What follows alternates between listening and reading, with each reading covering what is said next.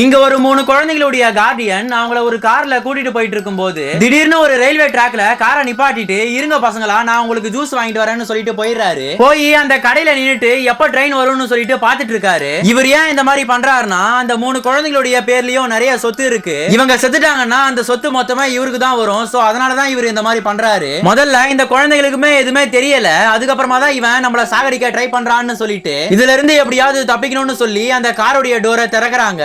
ஆனா அவன் அந்த காருடைய எல்லா டோருமே லாக் பண்ணி வச்சிருக்கான். அப்பதான் இந்த பொண்ணுடைய தம்பி பாக்குறான் ட்ராக் எல்லாம் மாத்தி விடுற கீர் இவங்க இருக்கிற அந்த கார்ல இருந்து கொஞ்ச தூரத்துல தான் அந்த கீர் இருக்கு. இத பார்த்த அந்த பையனுடைய அக்காவும் என்ன பண்றான்னா அந்த காருடைய சீட்டை கிழிச்சு அதுல இருக்கிற அந்த ஸ்ப்ரிங்கை எடுத்து அந்த ஸ்ப்ரிங்ல ஒரு கயிறை கட்டி ஏதோ ஒரு வித்தியாசமான பொருளை செஞ்சு அதை வச்சு அந்த ட்ராக்கை மாத்தி விடுற கீரை பிடிக்கலாம்னு சொல்லிட்டு ட்ரை பண்றா. கடைசியா எல்லாருமே சேர்ந்து கஷ்டப்பட்டு அந்த கீரை எப்படியோ பிடிச்சிடுறாங்க. பிடிச்சி அந்த ட்ரெயின் கிட்ட வரும்போது அந்த கீரை எப்படியோ மாத்தி அங்க இருந்து தப்பிச்சிடுறாங்க.